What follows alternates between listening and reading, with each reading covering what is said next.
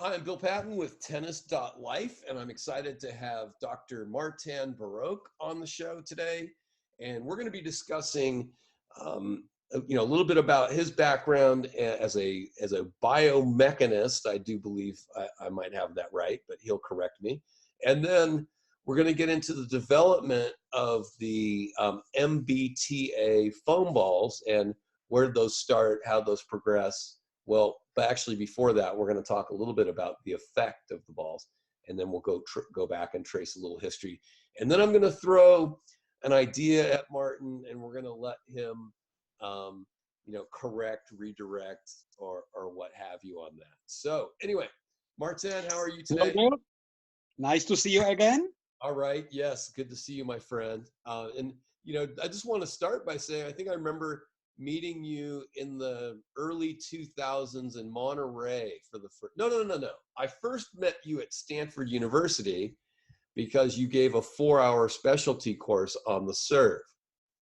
Yeah, actually, it was 4-hour specialty course about dynamic total body tennis, and then also one seminar about the serve, talking about the pronation and these things. Yes, Yeah. Indeed. Okay, good. It was a very nice setting. I really enjoyed this conference. It was very nice meeting you there. Yeah. Well, and it points out there's what you remember, and then there's what it really was. And then I'll always remember the time we got to really sit down and have a really lengthy discussion one-on-one in Monterey for the U.S. National, and I thought that was a great moment for me. So, all right. So, Martin, tell us a little bit about you and your background in. Well, that's a good question, Bill, because many people don't get it right. Actually, I would never call myself a biomechanist. I am a tennis coach. I am a doctor by my primary education, medical doctor, who was working as a coach all the time throughout his studies. And I saw, with my medical degree in my pocket, that I actually don't want to go into the medical business really, because I love to teach tennis. And when I was, working as a tennis coach and conditioning coach during my medical studies, I was very fortunate to work with some very good players to develop some of the top juniors in former Czechoslovakia, and to work with Peter Korda, who we brought into the Czech Davis Cup team and into top 100. And in the beginning of my teaching of tennis, I was just copying what I was seeing around. I grew up as a worst player coming in one of the best Czech tennis clubs, Slavia Prague, where most of the best players of the country came to practice. All the preparations of the Davis Cup have been organized there. And I was able to observe the best Czechoslovak players and coaches. And the beginning of my coaching myself, coaching the players, was just that I repeated what I saw from the people I thought are doing the best. And then as my studies continued at the medical school, and as I bought the best tennis books available on the market back then, and Czech tennis books have been very good in the 80s, I started to put some thoughts into everything. But what really brought me into becoming a thinker, not just copier, was my first visit in the US in 1990 when I joined the US PTR back then, PTR today, and the symposium, where I was able to meet other great tennis thinkers and coaches. And I kind of started to just not copy, but put my thoughts, put the science even more into it than I did before. And then the time came that with the ongoing process that the old wooden metal rackets have been replaced by the modern graphite rackets, people on the tour and players in general started to use more and more the hands, flipping the wrists, using elbows. And it just based on my education and understanding of the anatomy, some mechanics, it didn't feel right.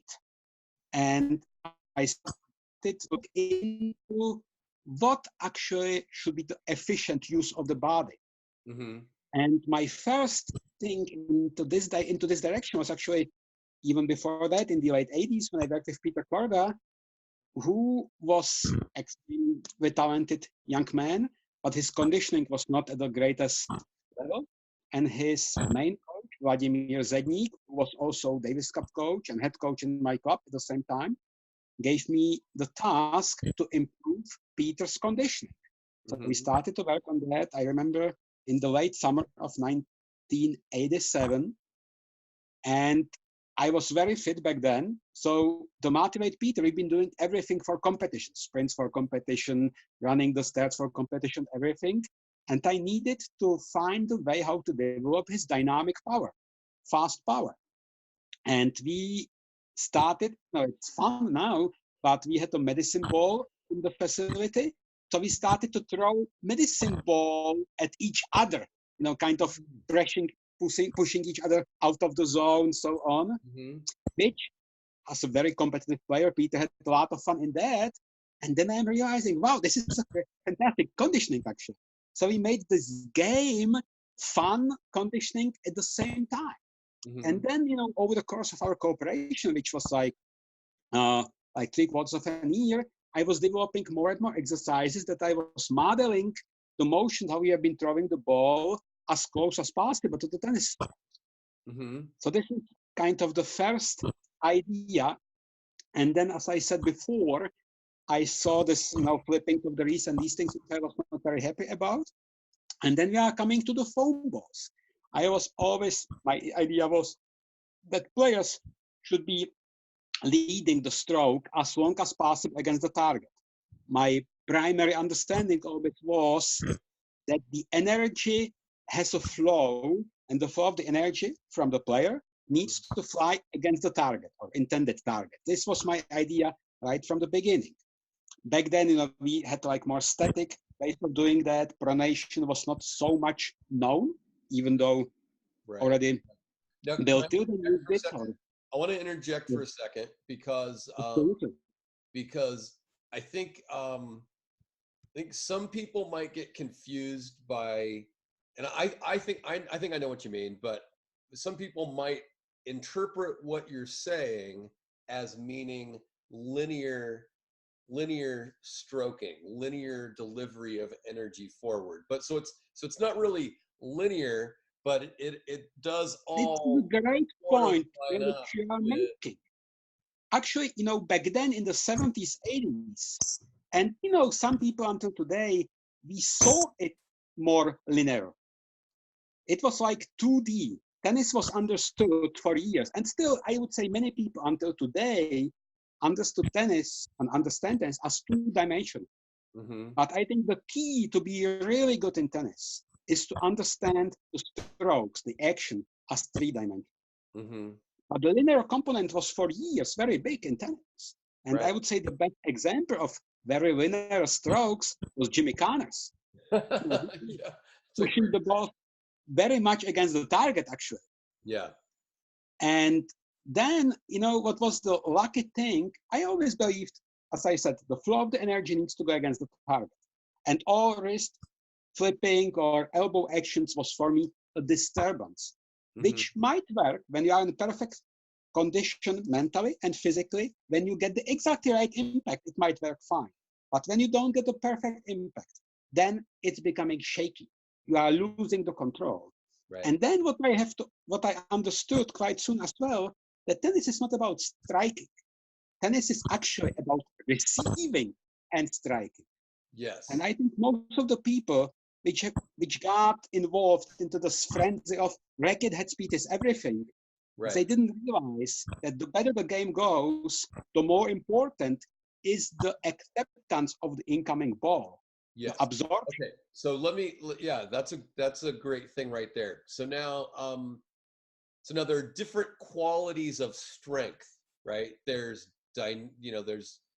functional strength, there's absolute strength, there's resistive strength, right? And I think there are 7 different categories, and I'm not going to name them all.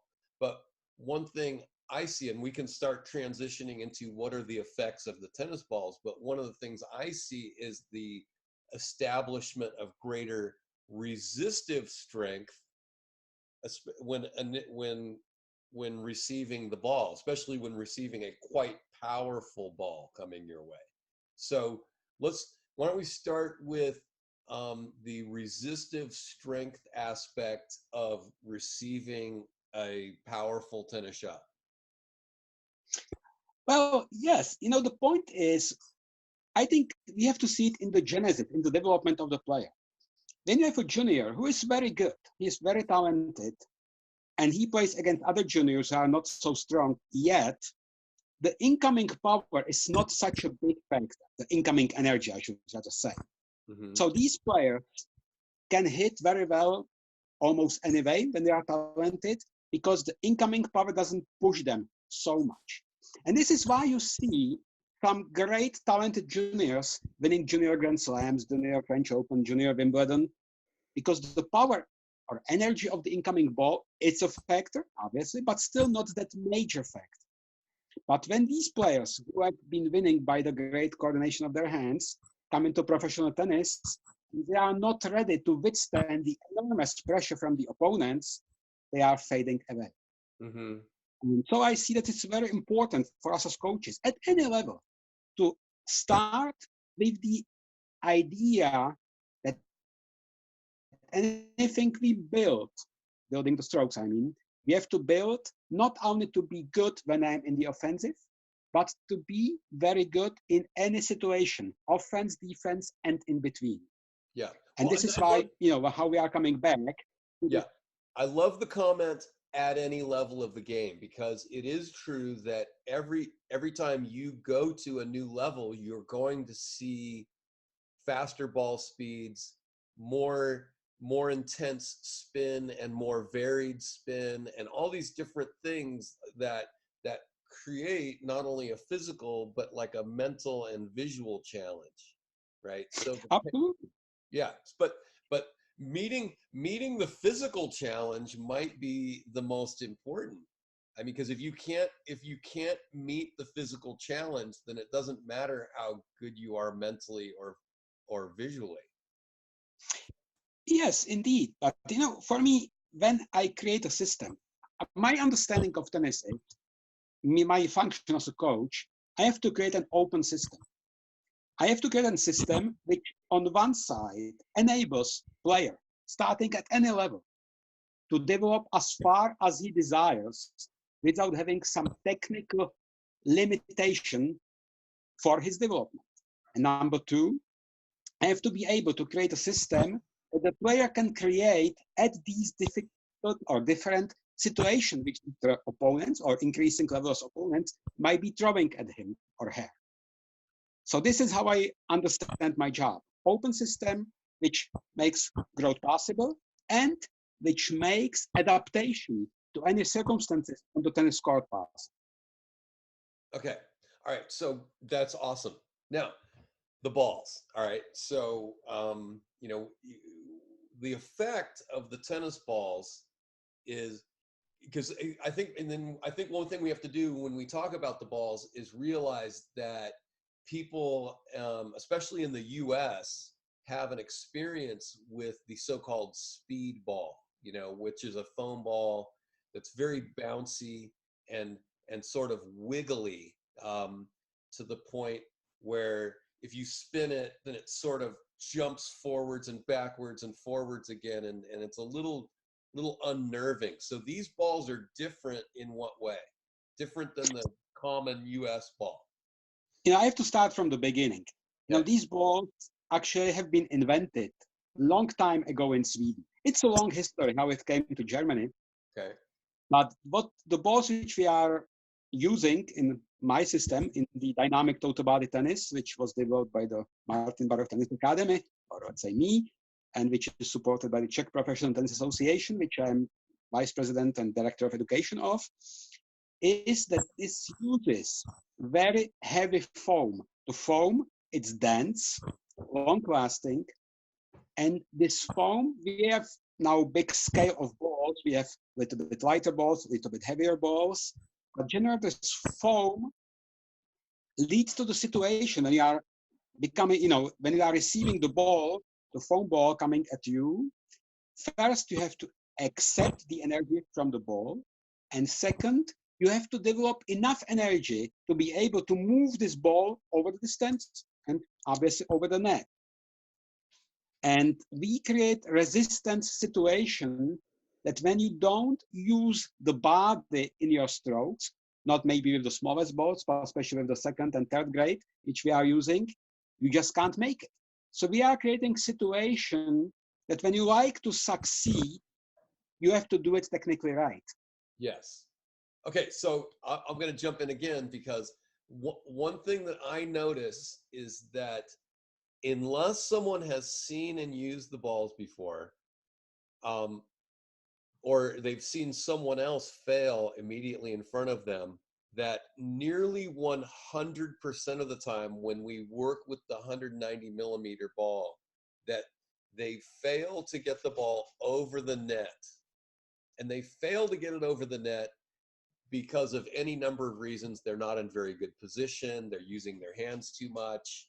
They haven't centered the ball in the strings. I mean, they're all sorts of different things show up.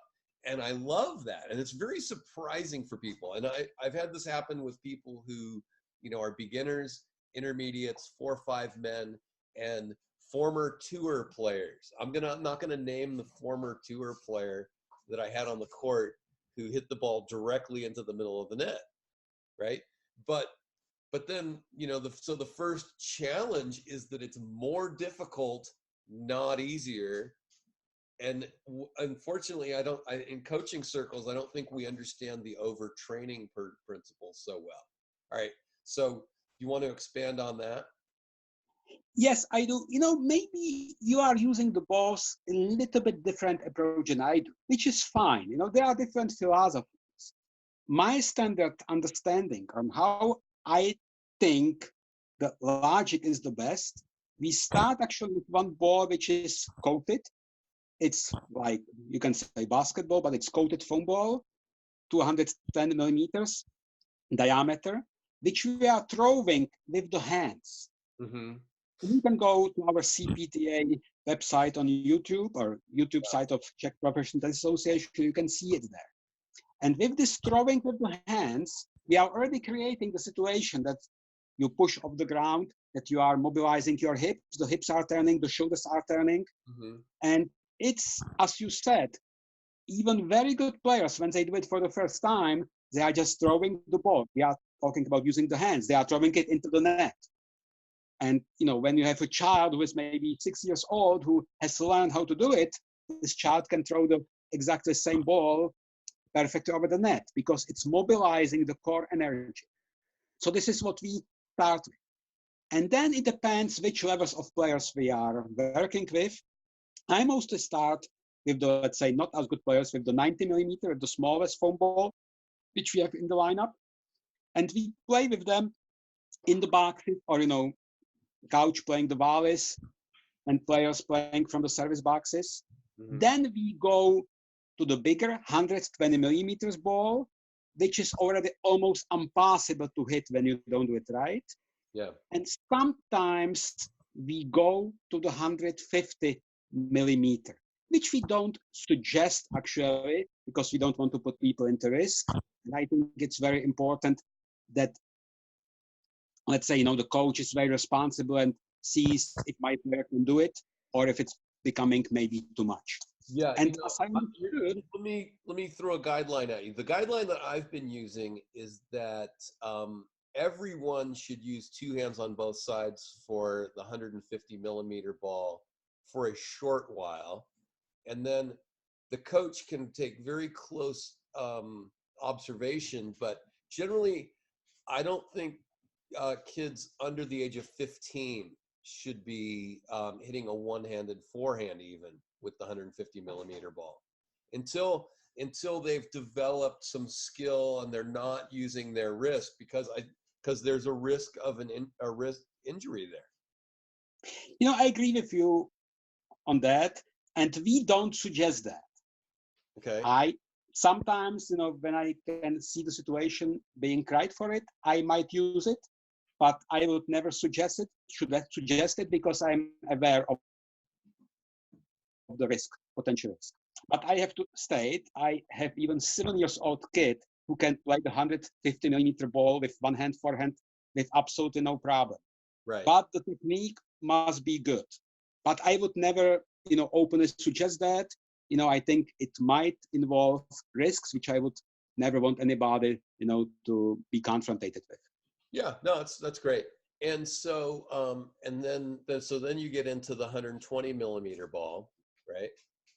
And for me, the 120 millimeter ball is the backbone of any serious tennis player, because you can use it, with juniors, you can use it with adults, seniors, professional players, and it's kind of self-adjusting. The better players you have, the faster they will hit the ball, but the ball is still going to stay in the service box. And kind of the quality of the player is giving the speed which is going to be used.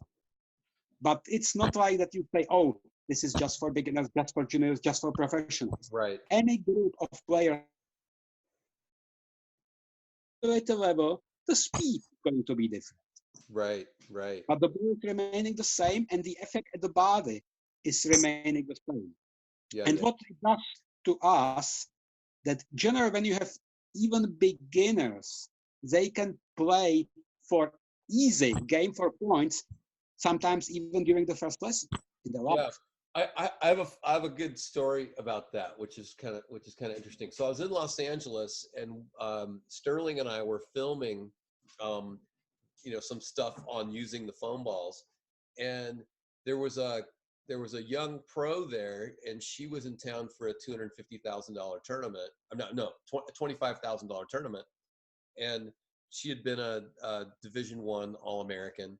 And so I said, I got the coach's attention. I'm like, hey, you want to try something interesting, right? So we let them use the foam balls for a couple of minutes, and then the very first shot, and this happens so often, the very first shot with the live regular tennis ball, I mean, she was shocked. And it was just so interesting how much more efficiency is created, and, and it's more power and more control. I mean, that's the Holy Grail. I mean, people talk about that a lot.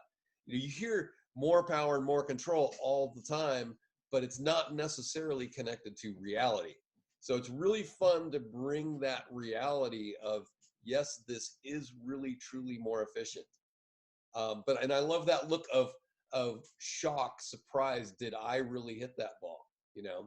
So what more should we talk about? I mean, why don't we talk about a little bit more of the development of the balls? Because when you first brought them out, then you started with which ball, and then you started branching out into different sizes.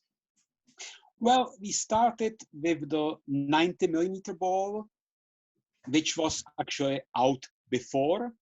This was the Swedish ball, which was developed in Sweden in the 70s already.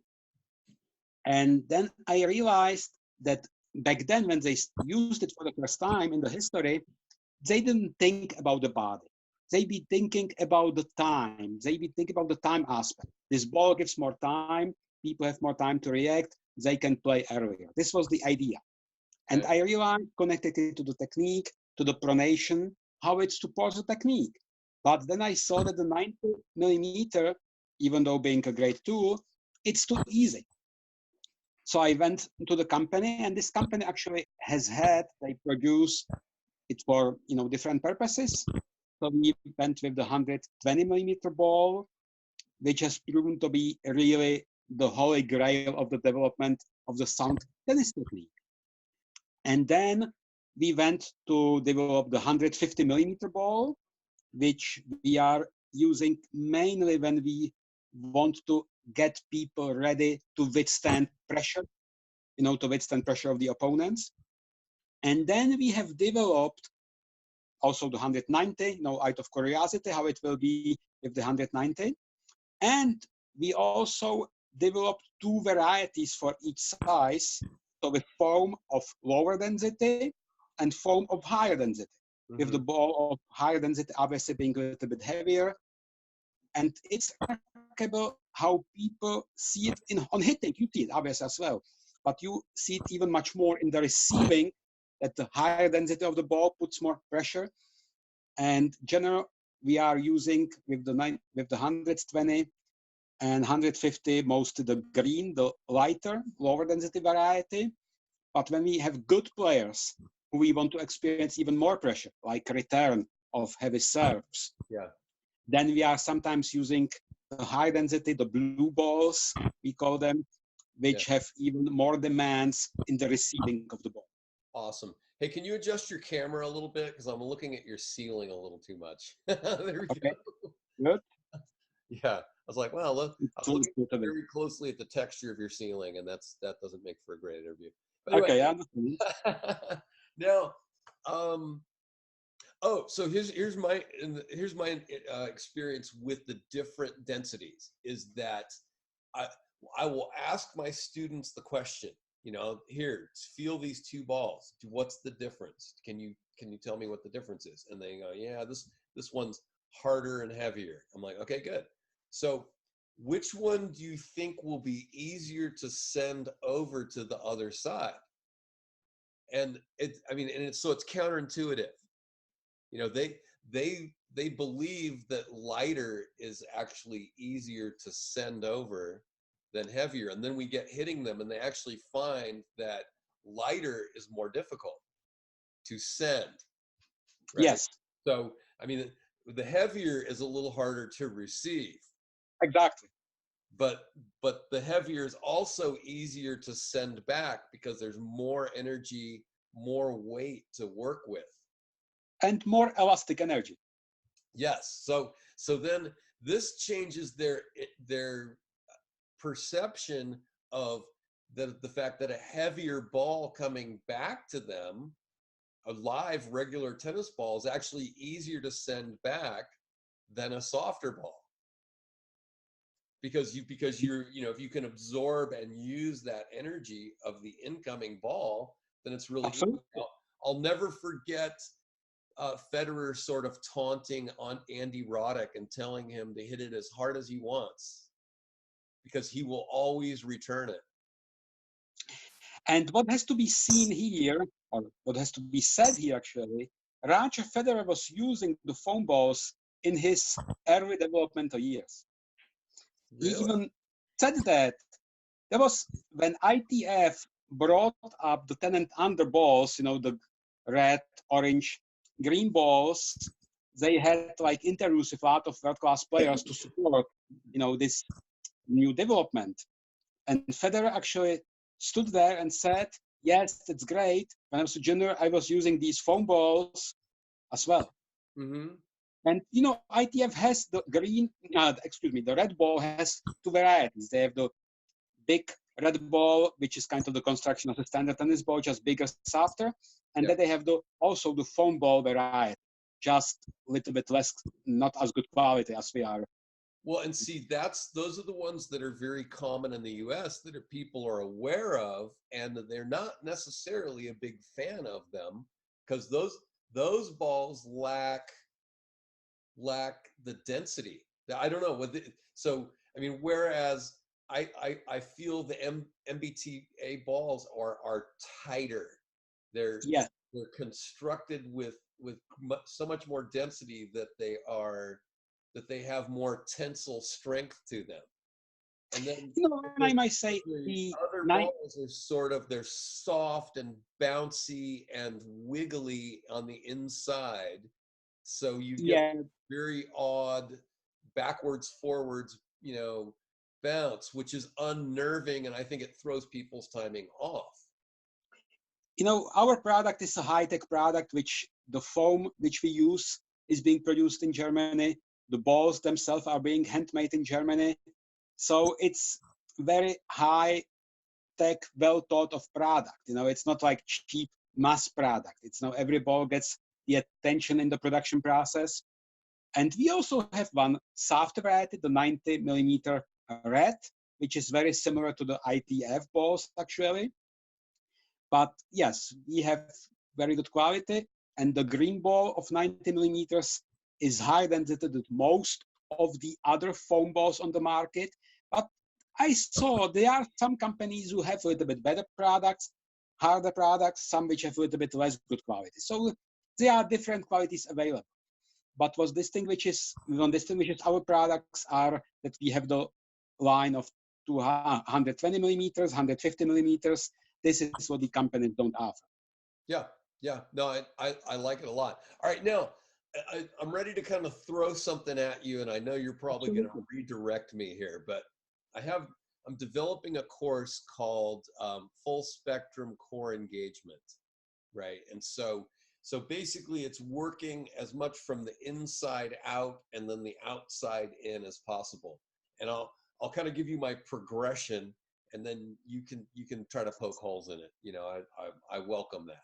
Anyway, so basically would start with, you know, tossing medicine balls, you know, 6 to 8 pounds or whatever, you know, 4, 5, 6, 8 pounds, and having the bouncing ones where you're mimicking a stroke. Then you would come and you would have a two-handed rally with the 190 for those that are capable, and, you know, being really careful not to use them with the wrong people. Then moving to the 150, you know, and, you know, you can move back to the service line, and then in a little bit inside the service line, and being careful not to have people use one hand if they're not going to do it right. Then going to the 120, you can back up a little bit outside the service box, but the ball's going to stay inside the service box. So each progressive thing, I believe, creates more of a connection from the core outward through the arms. And then after that, then there's another aid that I use called the chute trainer, which is a parachute that attaches to the strings, and it creates resistance just a little further out, and it creates sort of a smoothing of the stroke. So whereas the foam balls create more of a kind of a gross engagement with the core, it's not necessarily the smoothest thing in the world, you know. And then the chute sort of gets the core to help the hand move more smoothly. And then we get into weighted rackets.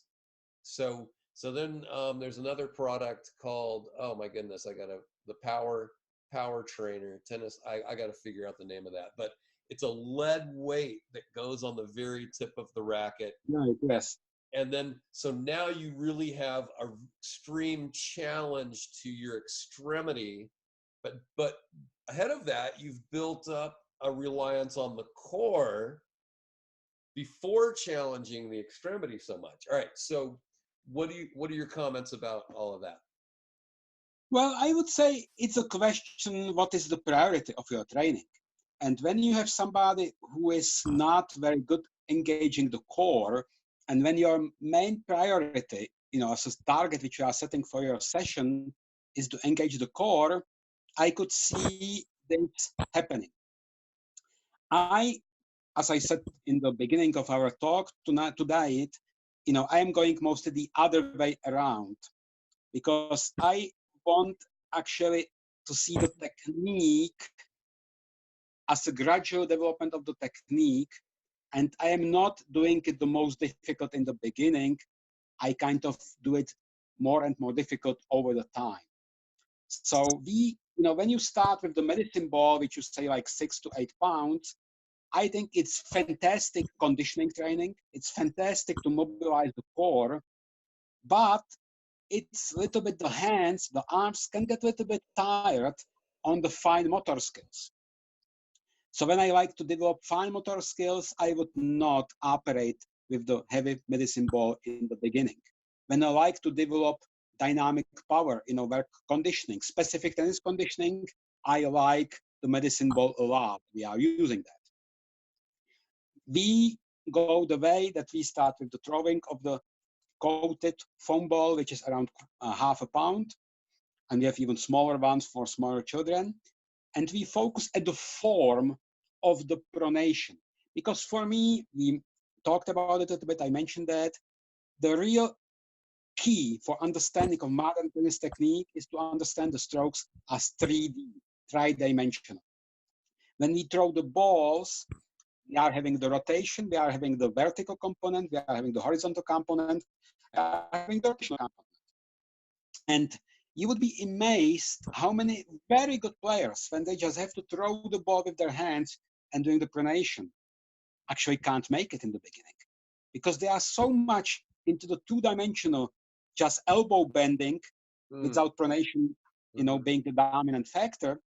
So I see this as the really core element. And I can say when somebody has understood and learned the throwing of the ball with the pronation, unloading the body energy into the pronation, they can accomplish the same structure of the motion very quickly with the tennis racket. Okay, Then we go.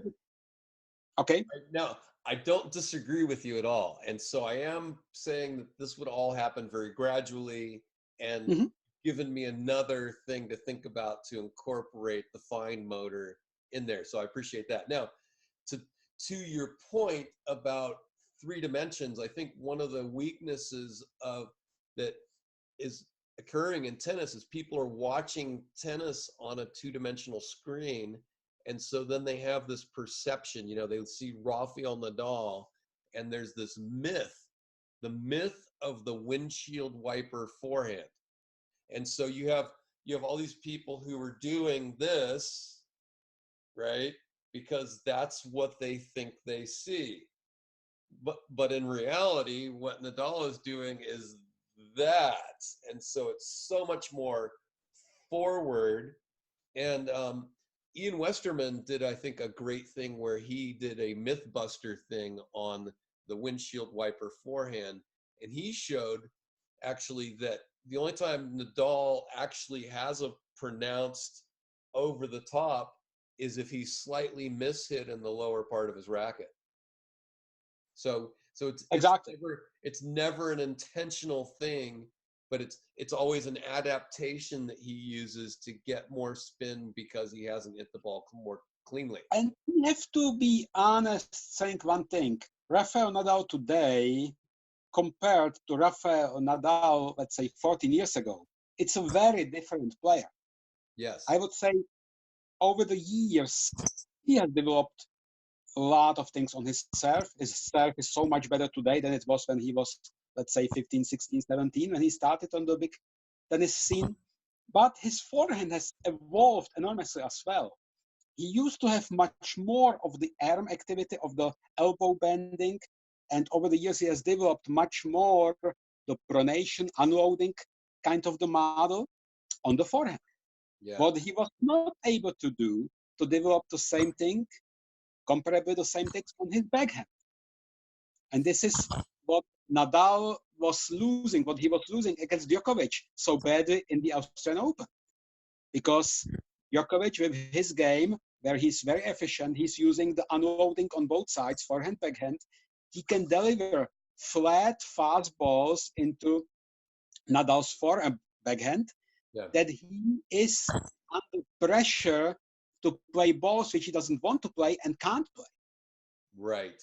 Well, and if you want to go a little further into that matchup, I mean, the players who are strong on their left side and are tall don't have much problem with Nadal. I mean, if he has a really tough time with left-handers with big forehands and tall players with really good two-handers, because he can't use his high bouncing topspin to keep them under pressure at all times. So yeah, I mean, what's Djokovic? 6'4", 6'5"? Actually, I think he's small. He's like 6'3", 6'2", 6'3". Okay, I thought he was pretty close to 6'5", but no, for sure not 6'5". Yeah. So anyway, but he's not small, and he is extremely strong on his left-hand side, and that's always going to be a tough matchup for Nadal for sure. So okay, so we need to wrap this up. So what if you had to give us, one, 2, or 3 takeaways? What would you do? So give us a few takeaways to the points you really want to hammer home, and then I'm going to share some news and notes, and then we'll say goodbye. Well, I think when you like to develop a good tennis player, doesn't matter which age, which quality he's starting at, the understanding that tennis strokes are not hitting, but unloading the energy, I think is the essential element. Today, we still have the majority of players worldwide who just think tennis is hitting. Mm-hmm. Hitting is part of the game, obviously, mainly in troubleshooting of good players. The best players in the world, they try not to hit, they try to unload the body energy against the target. So I think this is the first thing. And number two, which I think Federer is is the best all time at that. Federer will always be the best all time of that particular skill. on his forehand, obviously, Yeah. quite big on his backhand. Yeah. Djokovic, fantastic in that. Yeah, yeah. And then Nadal on his forehand. Yeah. Okay. And never to forget, Serena Williams. Point number two. And point number two, which is very closely connected, is the question of the elbow bending. Most of the players try to see, are wrongly seeing the bending of the elbow as the stroke. The flexion of the elbow, the area it occurs, the worse you are off as a player. In troubleshooting, again, sometimes you have to do it, but you don't want to bend the elbow area. I think these are the things which I would consider as the two most important information pieces for you tonight. I'm going to challenge you to come out with one more because so now the most important effect of using the foam balls is what?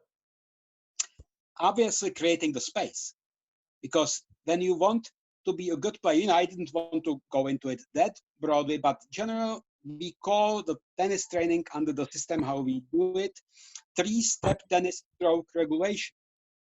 And the 3-step means first step, making the space.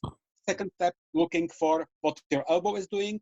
Third step is the tension, proprioception, which you are having in your muscles. And this is the inner regulation, invisible regulation. And when we like to use, to go by the unloading, go by the pronation, obviously creating the space is essential.